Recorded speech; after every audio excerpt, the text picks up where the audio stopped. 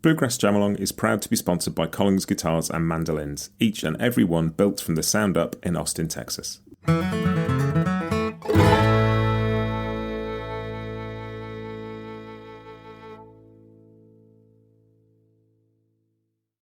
this is Matt, and you're listening to Bluegrass Jamalong, the podcast for anyone and everyone who loves bluegrass.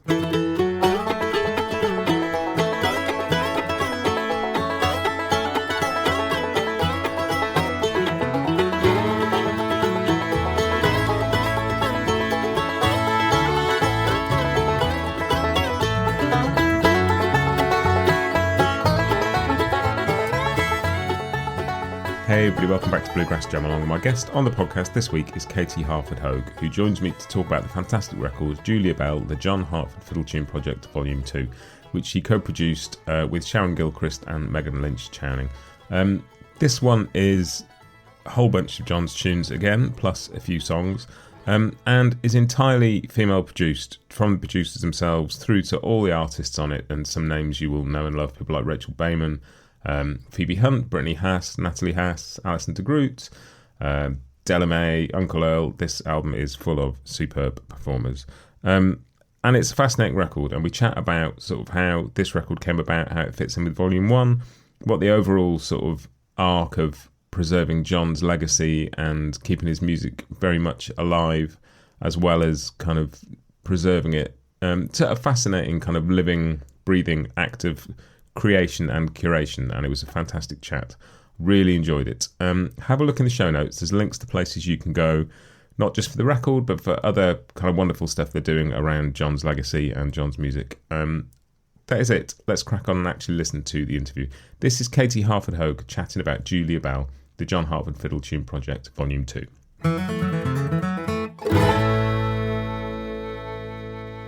My guest on Bluegrass Jamalong this week is Katie Harford Hogue, and she is here to talk about a fantastic record that's been filling my ears and getting my feet tapping for a couple of weeks now. It is Julia Belle, Volume 2 of the John Hartford Fiddle Tune Project. Katie, it's great to see you. Thanks for being here. Thank you for having me, Matt. This is great. My guess is that people who listen to this podcast will be well aware of Volume 1 of this project already, but just for people who maybe are new to this, would you mind giving me a quick potted history of kind of how this all came about? Because the sort of genesis of what led to these two records is just fascinating. Goodness. Okay, quick, like 3-minute elevator speech. Let's see if we can do that. After Dad passed away, and we inherited all of his personal effects. As we were going through them, we found binders in boxes, spiral-bound books that we were not aware of.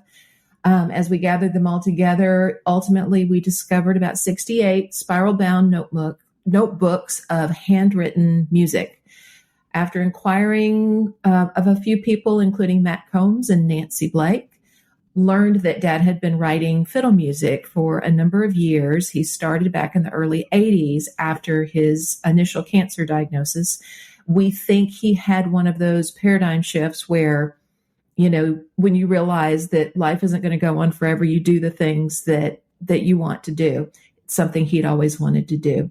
So we went through, Matt combed through all the journals, pulled out what he thought were the best tunes. We gathered with Greg Reish, who was the director of the Center for Popular Music in Murfreesboro, Tennessee.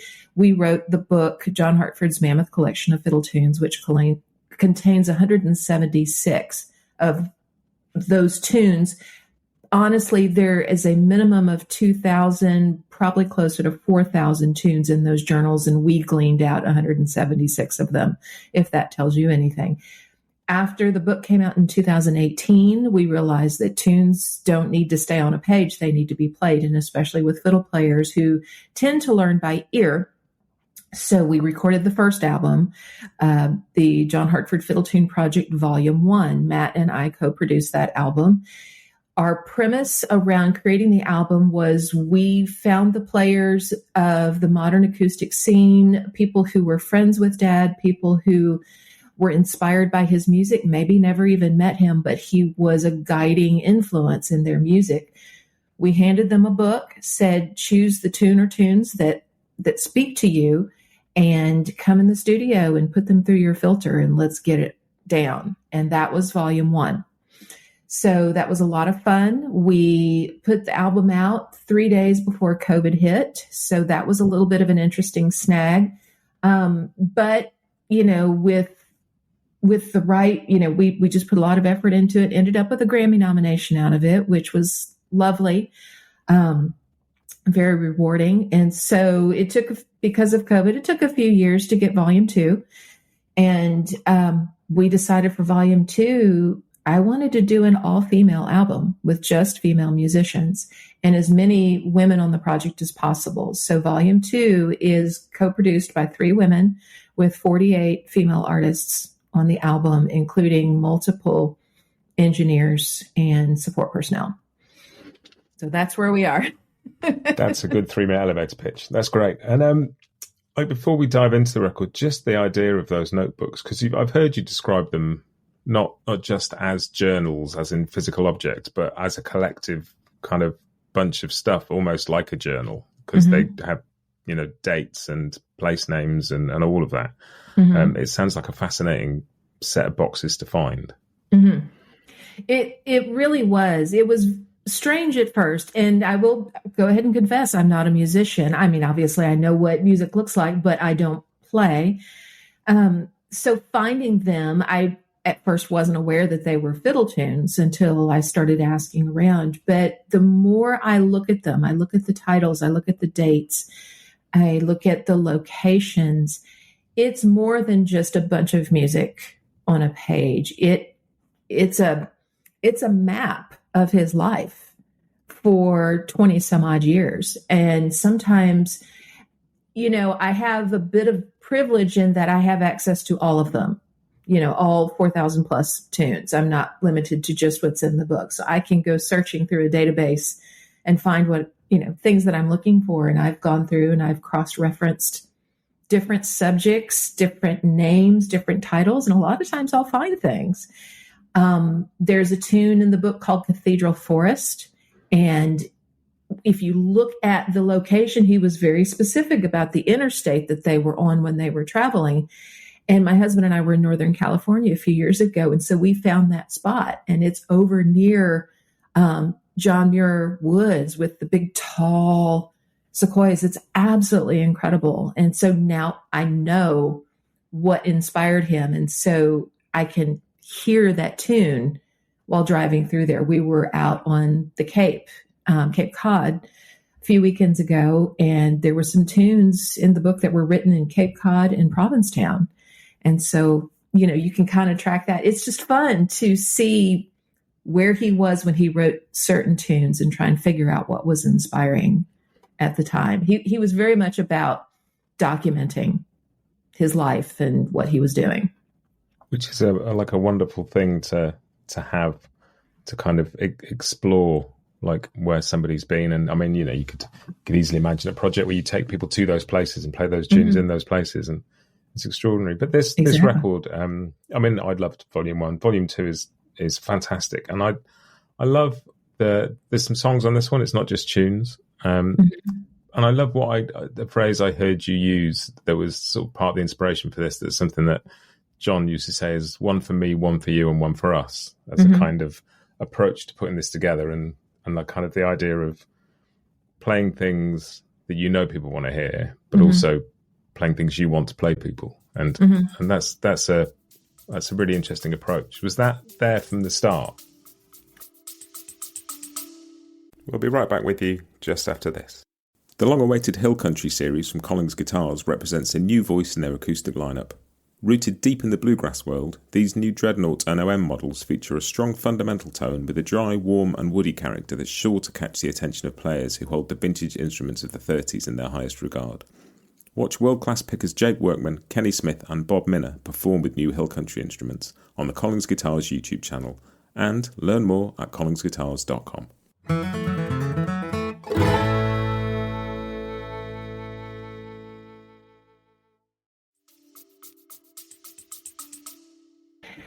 In a way, I think what began originally, we were just going to do tunes on the album, but when Megan and Sharon and I were having our meeting to kind of plan and look at what we were going to do, of course, we had to come up with a title and kind of an inspiration, for what we were going for. Being an all-female album, we landed on the name Julia Belle because Julia Belle, it's a feminine name, but it also embodies more than just, it's about a boat. It embodies more than just that, though. For us, it kind of embodies the whole spirit of the river and the music and this whole thing that's happening, almost like a feminine spirit of things. And so we thought, well, if we do Julia Belle, we have to do the Julia Belle song. It makes sense. And, I know most of the words to Dad's songs, but I don't know all of them because he was very verbose in his music sometimes. So I went back and I looked up the lyrics while we were sitting there. And the fourth verse of that song is the one that says, the Julia Belle Swain is a women's lib boat, the first I ever knew. It's got girls in the pilot house, girls on deck, and a lady in the engine room. And it's like, okay, chills. Like, literally, Dad has just told us this is the direction to go. It feels like, something is telling us this is the direction to go. So now, if we do Julia Belle, then we have a vocal on the album. Okay, so do we just have one vocal? Maybe. And then Alison Brown approached us and said, Kathy Mattea and I have been thinking about doing an all-female version of Aeroplane. Would you like to put that on your album? And it took me about half a second to say yes. So now we have two vocals and they're incredible. And then we started thinking, what does this look like? And as we're pulling in artists wanting to not only catch the contemporary artists, but the artists that were friends and peers of Dad's when he was around. And so here we have Ginger Boatwright, and she's singing Learning to Smile All Over Again, a song that was written for her after a conversation they had when he was first diagnosed, and he asked her advice. And this was the advice that she gave him. And so now she's singing that song on this album. Holly O'Dell, who was in that first triple fiddle band, doing I'm Still Here. And then my mom sings No End of Love, a song that was written for her back in the 60s. So I love the storytelling part of it. We've got these vocals and we had to figure out a way to put them in and make it work and make it flow. We've also discovered that, there are a couple of different Hartford audiences. There's the audience that they were around when he was touring. They've seen him live multiple times. They miss him and they want to hear his music and they want to hear the classics. Totally get that. And so with any artist, when you're introducing something new, it's not familiar. And you're like, okay, what do I do with this? But then there's also an audience who loves old time jamming and they love learning. And maybe, they're picking up the fiddle or the banjo or mandolin or something and learning how to play it just for their own enjoyment. And they love the fiddle aspect of this. So we're trying to reach both of those audiences with the same project. And it's tricky, but I'm hoping we at least got closer to that this time around. And I think sometimes the way that you do that is to do something very much in the spirit of what the old audience would want. So whether it's the same thing or not, they recognize it because it feels familiar. And one of the things I love about the record is the variety. It's all of a piece and it all sounds like a complete listen, but the variety of instrumentation for a start, there's an oboe in there and there's a harp in there and also, which feels really fitting, there are a lot of feet and hands. There's dancing and clapping and all of that. And so there's always something new for your ear, but it feels like the fiddle is at the heart of it, as you would imagine. But also that there's a sense of dance about it. It's a record that gets your feet moving when you listen to it. And that feels really fitting. I love that. I love that you bring that out and say that, because that was the hope on this. We wanted to create a joyful work of art. We want people to get out and dance and clap and jump around and have fun and have smiles on their faces. Take a look at the world around you. We need that. we need happy, we need joy, we need celebration and movement and all of those things. Those recording sessions were every bit of that. We had a blast, an absolute blast doing this. And it thrills me that came through on the recording. So I appreciate you saying that. It's a very alive thing. It's, it's beautifully recorded and the playing is incredible.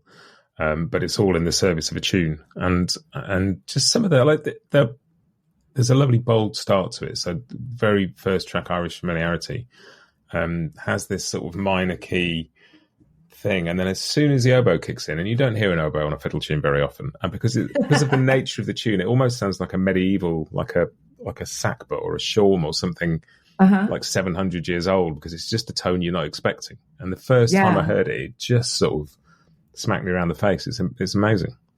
I love that. The oboist, Robbie Lynn Hunsinger, actually studied with Fletcher Bright for a while to learning about how to translate fiddle tunes for the oboe. So I love that. I love the pushing of the envelope and trying new things and doing new things with the music. So that was very fun. And I knew when I heard the completed tracks, I knew that one needed to be first. I was pretty dead set on it. It just starts the whole album out with a lot of just like a cannon shot. And I love that. I love a record that opens with a statement of intent. It doesn't kind of ease you in, or it goes, right. Exactly. This is where we're going. Off exactly. we go. Exactly.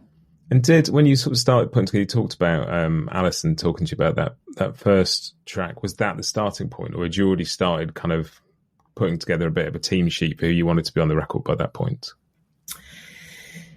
We were already talking about who we wanted to be on it. At that first meeting, we just brain dumped a ton of names of people and just who does everybody know and who would be good for this. And with an album like this and like with Volume 1, we don't necessarily know what tunes are going to go on it. We don't have a blueprint and then we just fill in the blueprint. We have an idea of a direction. And then we see if it goes in that direction or if it veers a little bit. I mean, we keep it on a bit of a track to keep it within a certain framework, but we let the music kind of happen. And so when you tell people you pick your tune and then you come record your tune, I mean, yes, there was a little bit of coaching in there. And Sharon and Megan they did a masterful job of that. But you get a lot of surprises, and most of the time they're really good surprises. And there were times that, like when Sister Sadie, or it was not all of Sister Sadie, it was Deanie, Rainey, Maddie, and Gina. They were recording Availability. And I was just a few minutes late getting to the studio, and they had already gotten there and were warming up. And I walk in to the studio, and it was a palpable energy. And I wasn't even expecting it. I didn't really know what they were coming with. And it was like glee.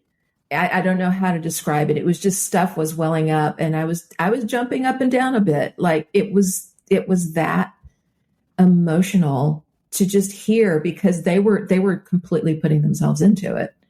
And so when you have that, and every track is like that, it's a bit of an untamed creature that you kind of have to, train a little bit, but then you let it be what it's going to be. And I think that's extraordinary, because something like this could easily be a little bit of a kind of, not a museum piece, but could be, and you can end up with quite a worthy project of going, well, let's get these tunes out and give them some life, and let's be prescriptive about this and this and this, and to just go, here's a start, let's see where it goes, and allow it to be what it is. I think that shines through when you listen to it. And just some of the combinations from, having an oboe on there, having a harp on there. One tune is just fiddle and feet. You've got like quite a bit of cello on the record, which I love. And just hearing sort of Natalie accompany I think it's Natalie and Maddie Whitler, isn't it? Just Maddie playing Whitler. Just a duet together. And the range of that cello is extraordinary. Well, Natalie's range is extraordinary. I mean, she's just, anytime you put one of the Haas sisters on an album, you know you're going to get something incredible. And Maddie Whitler, she was playing some things, and I remember telling her when she walked out of the studio, I said, Maddie, while I'm sitting here listening, and some of the pizzazz that you put onto that sounds exactly what I think Dad would have done. Just having fun with it and just speaking through the instrument. You know, he did that a lot. He spoke and sang through his instruments. And I heard that come through. Caitlin Rates was the cello on Irish Familiarity, and just that deep brooding, you know, feel to it. So, yeah, you know, I love just what each individual artist brought to the table. Well, that sort of sense of playfulness is really interesting, because something I started having lessons online with Brian Sutton a few years ago. One of the first things that he said to me, which really stuck with me, was that he said, don't be afraid to like experiment with stuff. He said one of the things that he'd always remembered is something that John Hartford said, which was play with the music. Don't just play the music, play with the music. Okay. And it's such a beautiful idea, you know, just see where it can take you and where you can take it. Yeah. Yeah. Well, and I think a lot of that came from his background as an artist and a visual artist. You know, he went to art school. He almost graduated from art school at WashU in St. Louis. I believe he was just shy of finishing, and I'm not exactly sure why he didn't finish.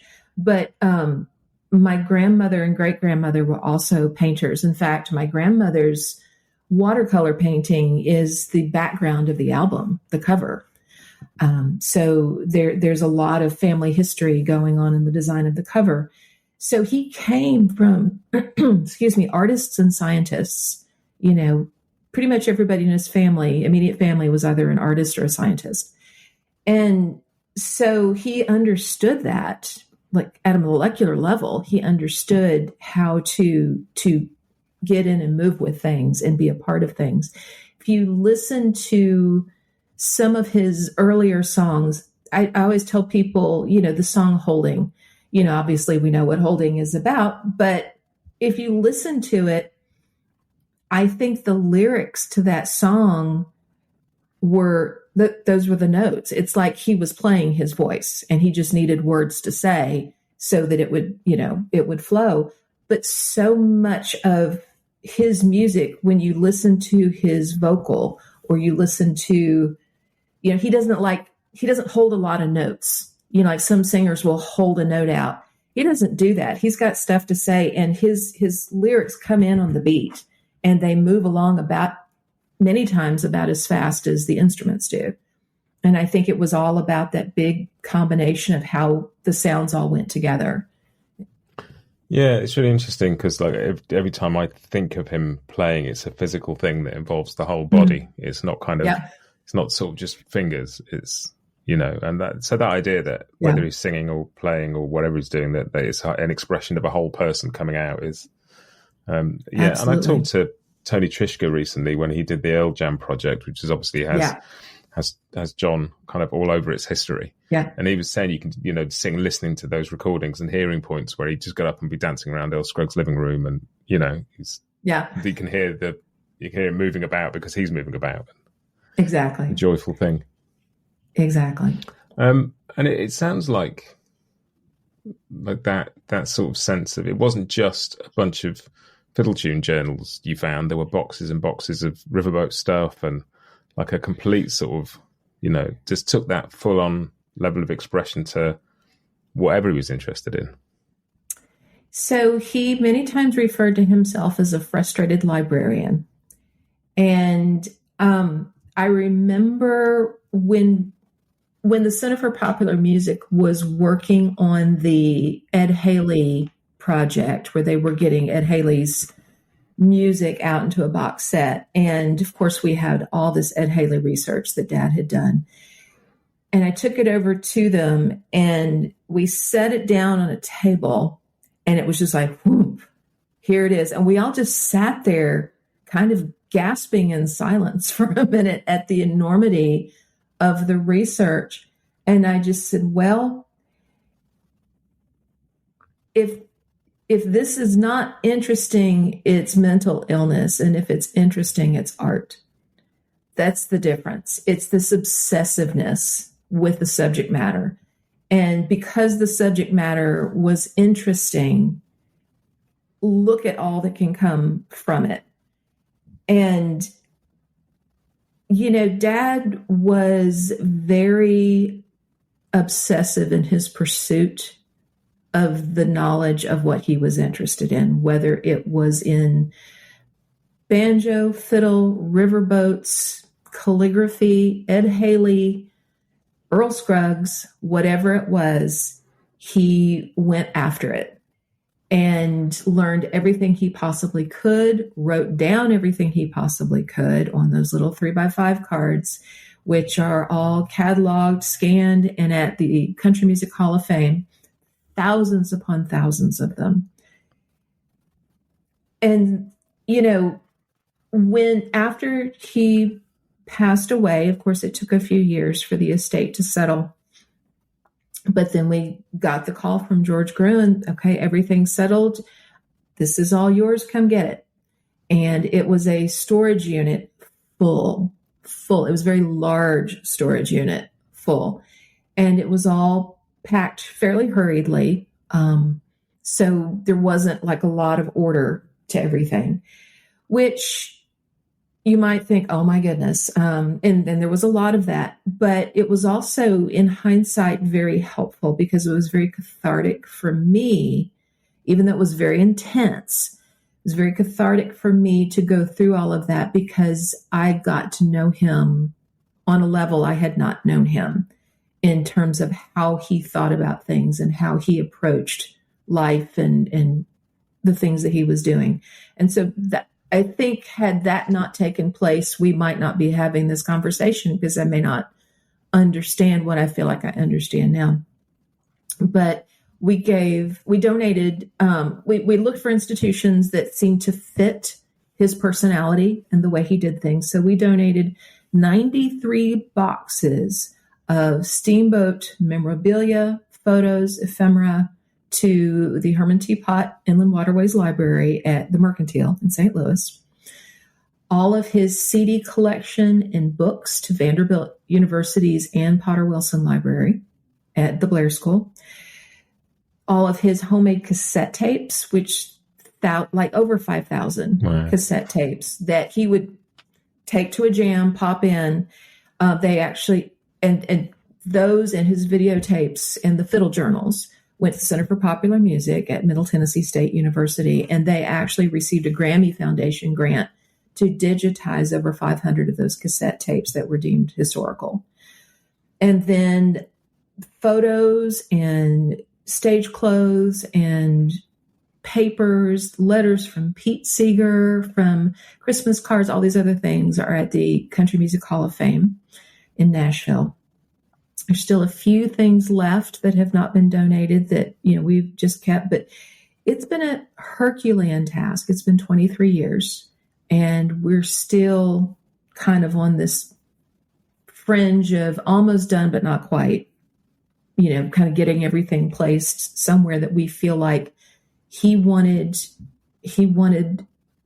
all this that he collected to be available for research. He wanted people to learn from it and to take the music further and the information further. He wanted people to know about the boats and the river and the captains and the banjo players and the fiddlers. And he just wanted people to know about all of that. And it's an extraordinary thing to think that those, like, to find, all these journals with maybe as many as 4,000 tunes in them, and to be able to distill that into two records that feel so kind of alive and complete, and not just to be overwhelmed by that amount of stuff, and to let it breathe and have its own life. And it's an extraordinary kind of like a way of really cherishing a thing and holding it lightly at the same time. Which there's something really beautiful about that.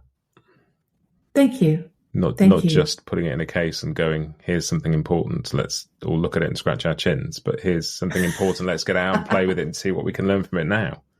Yeah. And I think that was his personality, though, and I think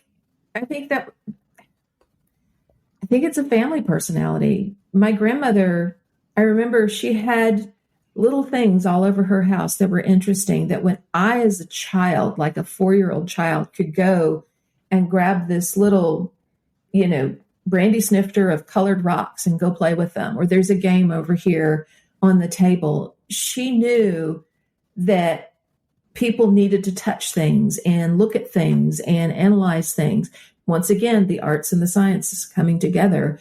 We need to be engaged in a tactile experience with these things. I mean, just to sit as an audience and watch, honestly, those of us who are ADD, myself included, I get fidgety, but I want people to feel like this is accessible.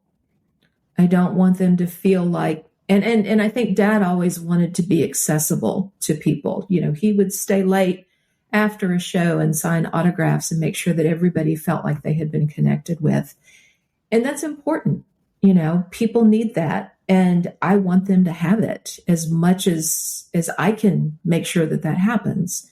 But I want this music to be accessible. I want people to play it. I want, as much as I want to reach the Hartford listeners, I want to reach the people who are, veterinarians and accountants and teachers who are learning to play old time music, who want to get in on these jams and learn things. I want to reach them too, because I think a rising tide lifts all boats, And that's a conversation that has sort of occurred in many forms across the few years I've been doing this podcast. Just things like talking about Billy Strings, or this idea of, and it's really interesting because obviously, like, John passed not long after the Oh Brother phenomenon that was a huge rising tide at the time, and there's always something like that every few years. Something comes along that suddenly everybody's interested in this space, and some people will stay and some people will move on.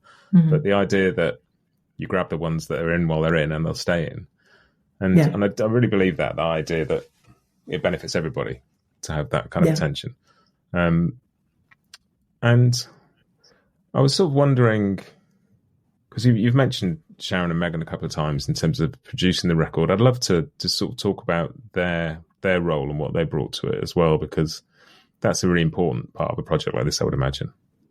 Oh, goodness. I could talk about the two of them just and say so many wonderful things. So I'll do my best to get as much of it in. So Sharon has such an incredible ear for music and for sound. She's very contemplative. She's quiet and she listens very deeply and with great detail. She's very thoughtful about choices.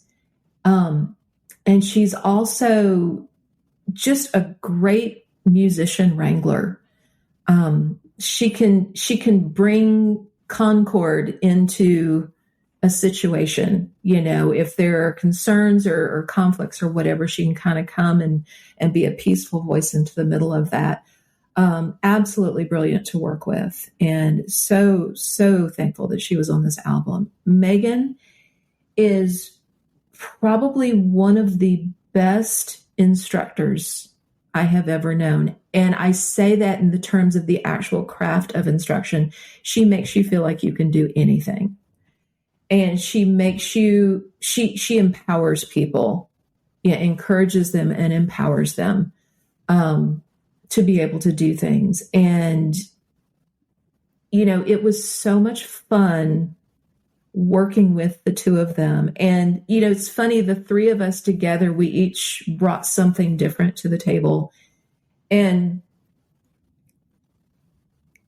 I found that just the synergy of three women working together. And let me tell you, I don't like the whole, I'm not into the battle of the sexes. Like, I think we're all synergistic we're all working together. We all bring something to the table. This is not a competition amongst people. This is group work. And so nobody was trying to outdo anybody else. We were all trying to work together and make the most beautiful thing that we could.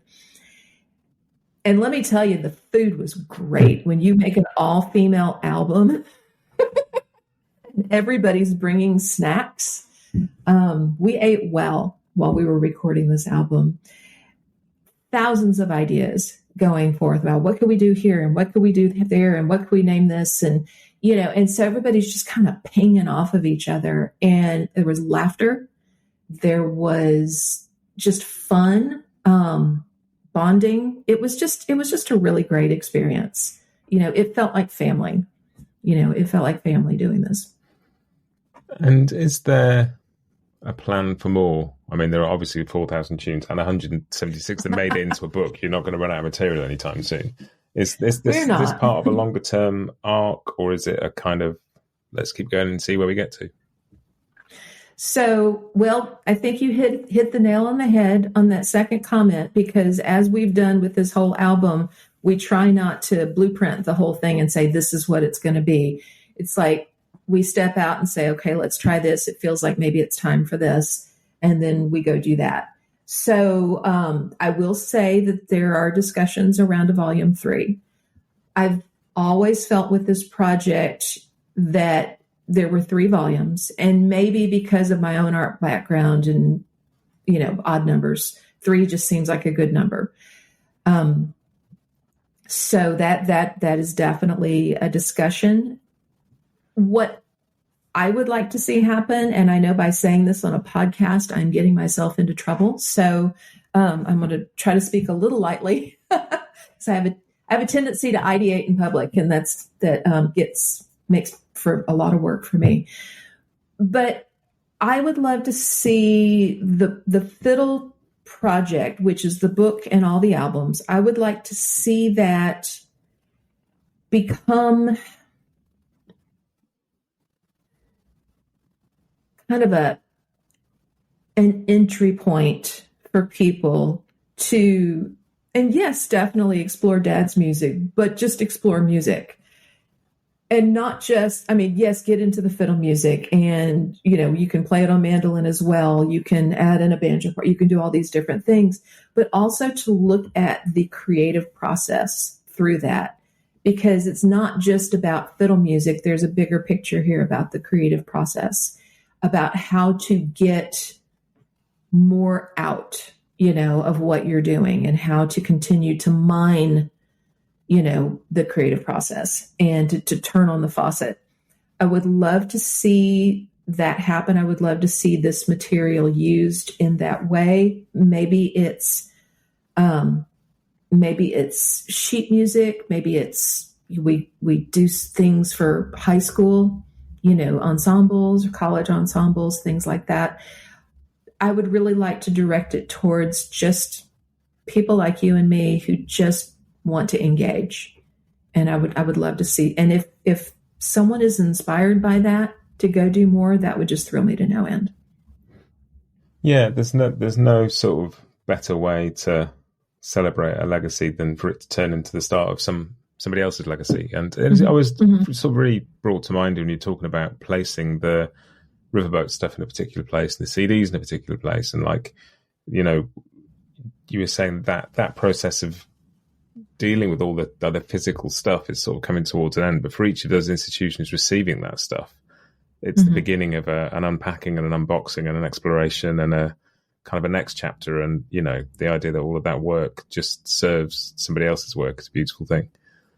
Exactly. And I loved seeing on social media recently the marathon that Brittany and Natalie Haas did of playing. Did they do all 176 tunes in 24 hours? They did it in 4 hours, wow. 4.5 hours. Yeah. Start to finish. And that was fun. Boy, that was an undertaking. I don't think we realized what we were getting ourselves into when we did that. That was Sharon's idea. Because when Brittany and Natalie were choosing their tune, because, Brittany and Natalie Haas are just brilliant. I think we all know this. We all understand this. And so Sharon went over to Brittany's house to talk about the tunes that they were going to record on the album. And they're like, we can't decide on which ones. We've read the book. And Sharon's like, well, okay. I mean, yeah, it's not a hard read. And she said, wait a minute. You played the book? And they're like, well, yeah. They just played through the whole book. Just decide. I mean, all 176 tunes, just sat down and sight read it and played it, just to figure out what tunes, couldn't decide on it, and then ended up doing a medley. Said, well, can we do a medley? So then we can get, multiple tunes in one track. Sure. That was just so funny. I mean, that is the height of music nerddom, and I'm here for it. I love it that they did that. So Sharon's like, can we put you in front of an audience and let you do that again? So, and it worked out. And so that's when we did the Mammoth Marathon. And it was literally Brittany and Natalie. And of course, Megan emceed and Sharon did backup. Daryl Anger was there and did an awful lot of, they were writing charts and they were putting stuff together. And then different musicians would come up during different times and play behind it. But they played through the whole thing. So if you have the book and you want to know what the tunes sound like, there's a couple ways to do it. One, you can go to johnhartford.com and there's a player where Matt Combs plays each tune through once, just very simply, just to get the melody down, especially for ear learners. And then you can go to the Mammoth Marathon videos. All 10 of them are up on YouTube. And they're in order of chapter. And you can go and listen to professional musicians put it together and hear how maybe the guitar comes in or a mandolin comes in or the cello or whatever. And so every time they're played, it's just a little bit different. And then you can go to the album and then you can hear another way that tune is played. So yeah, that was so fun. It was exhausting, but it was so fun. And I'm glad we did it. Yeah. Well, I love that. The idea that, it's a bit like, if you get a copy of a play that hasn't been read before, rather than sitting and reading it, just get a bunch of actors and that's what it is. It's a living thing on just that it's written on a page so you can communicate it. But exactly, I love that. So I'll definitely put links in the show notes to where people can go and hear Matt play the tunes and where they can find the videos as well. But if people are intrigued by the record and by all of this and want to explore more, where should we send people to? What are the best things for them to do? So depending on what format you like, if you want a CD, CDs are available now. Albums we're hoping to have within the next month. We're producing a limited edition, really cool collectible vinyl to go along with this album. Those are at johnhartford.com, which is our website. If you like downloads, it's on Bandcamp. Both albums are actually on Bandcamp. Of course, we're on all streaming services, and streaming is fine. Bandcamp and album sales obviously help more, but we do want to get the music out there. So those are probably the three primary ways of getting the music. It is one of those records that I would really encourage people to get a physical copy of, because it's one of those where you want the notes in front of you to see who's playing what. It's like on one hand, you have that glorious thing that you don't need to know anything about this record to enjoy it.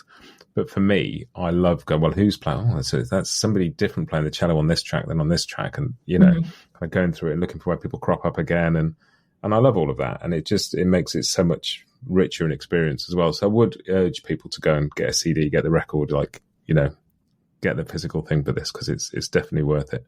I just want to say thank you for coming on and chatting to me about this. It's been a real joy. Thank you, Matt. I really appreciate it. This is fun. And I love that you love the album. That just means a ton. It's brilliant. I mean, one of the joys of doing my own podcast for me, produced by me, presented by me, is I only need to talk about things that I want to talk about. But at the same time, the process of knowing I'm going to talk about something makes me really dive into it. And it always enriches my experience and gives me another level of listening that maybe I wouldn't get to left to my own devices. And I've sort of lived in this record for the past couple of weeks, and I probably will be for another few. That That just makes my heart happy. No, thank you for telling me that. Thank you. It's accomplished its job. Well, and I'd encourage people to go back and listen to Volume 1 and eagerly await Volume 3 as well. But thanks again. I've really enjoyed this. Thank you, Matt. I really appreciate it.